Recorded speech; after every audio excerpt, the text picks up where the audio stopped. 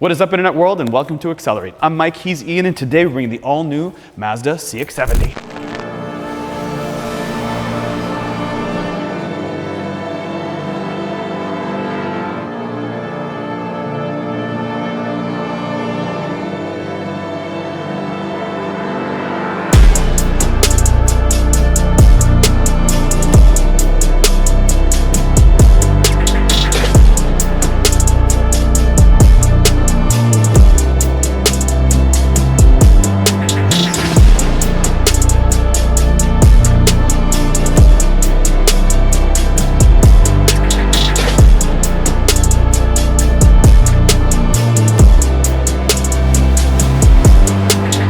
This is the all-new Mazda CX-70, and if you're wondering where it's placed in terms of size, well, it's between the CX-50 and the CX-90, just in the sweet spot, a little bit more premium than the CX-5. Now, if you're in Europe and you're wondering, they just launched a CX-60, what is this? This is just a little bit bigger for the North American market. And if you're wondering where the CX-7 went, well, it was available in the late 2000s and early 2010s, but now it makes sense for Mazda because the all-new CX-50 and CX-90 have been killing it, so it makes perfect sense to drop this, the CX-70. Now, when looking at it at first glance, it looks so Jaguarish, which is why I'm wearing a more premium outfit today.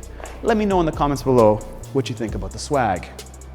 So all CX-70s are all-wheel drive, and we're super pumped to be here because we almost didn't make it.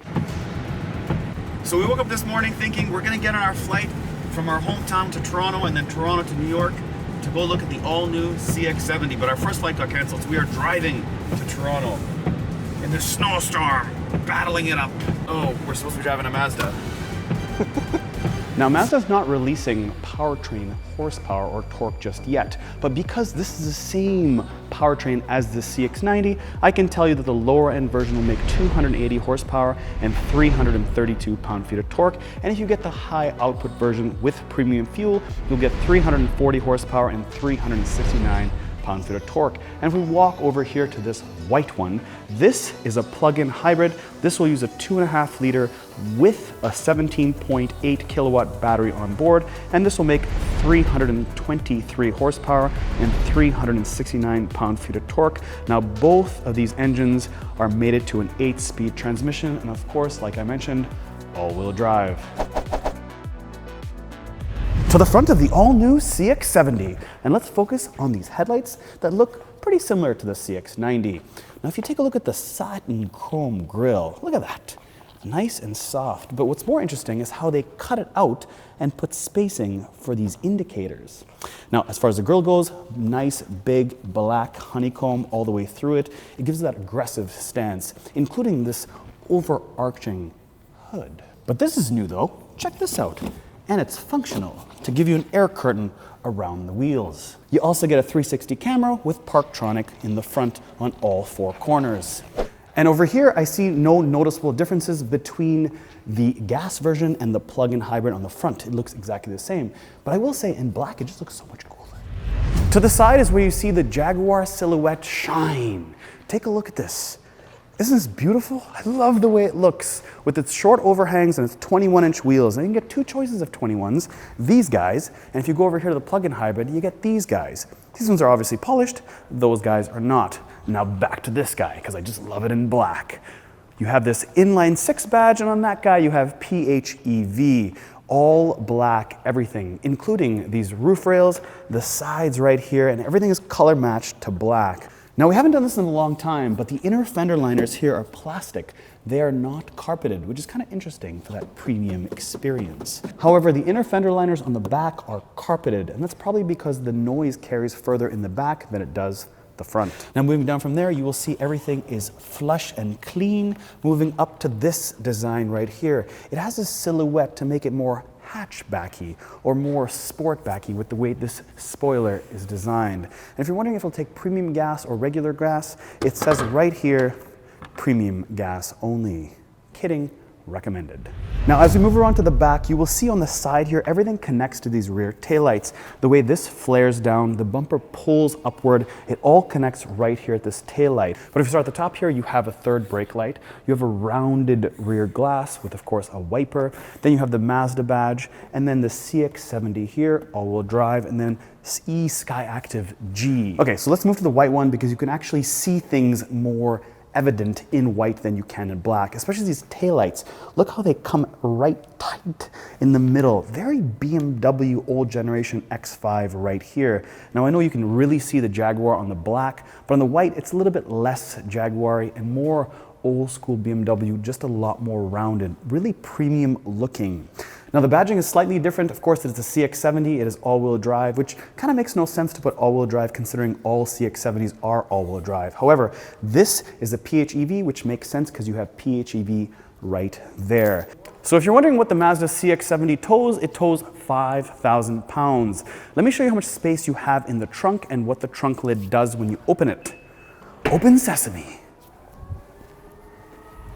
Now I'm holding this fancy light to show you guys how much room there is so you guys can actually see it. There's a lot of room in here. Now remember, this is not a 3-row SUV, it's simply a 2-row, but there's a lot of room between where I'm standing and all the way there where the second row is. Take a look at this luggage. I can push this all the way back, and now you can see how much room it actually has. That is a ton of room.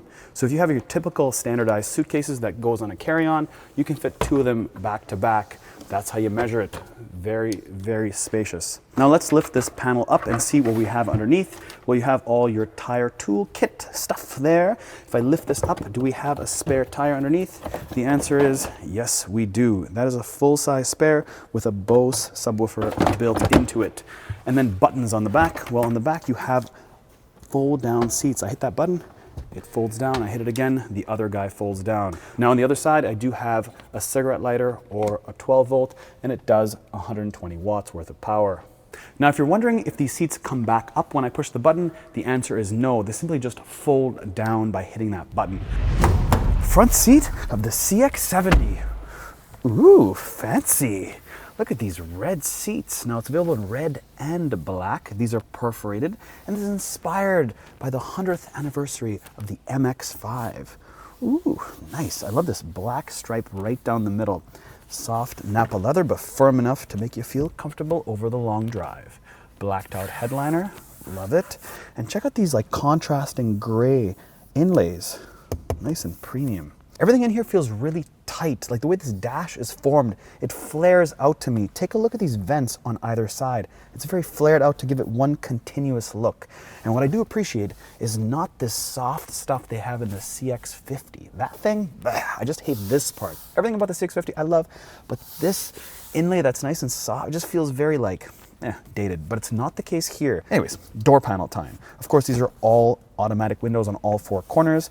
You do have your lock, unlock, pretty straightforward stuff. You have red stitching. You have a mix of materials on this door. It's just not all plastic or all like vinyl trim. There's lots of mixes going on here. As far as the dash goes, if you start right here, you have your 360, so you can hit this button. It'll stop your Parktronic noise.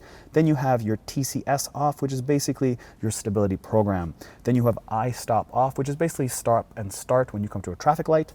Then you have your power trunk. When I hit the button, it opens the trunk like this. Does it close? Let me hit the button again. And the answer is, come on, close. Yes, there it is. It closes when I hold the button down longer than 3 seconds.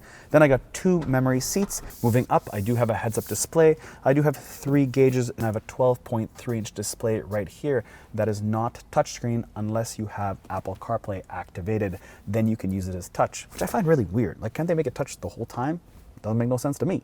This steering wheel is just like the interior, nice and sporty, small, easy to hold, feels firm and solid.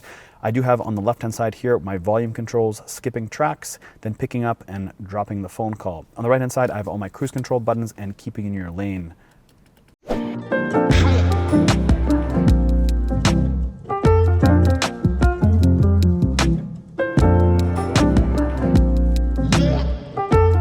Now moving down from there, you do have, I assume, a wireless charging. Let's put my phone there and give me the Beep, beep. Yep, that is wireless charging. I do have your cigarette lighter there, and then I have MI drive. So if you're wondering what that is, I push that up and down. That is your drive modes. I have towing, sport, normal, and off-road.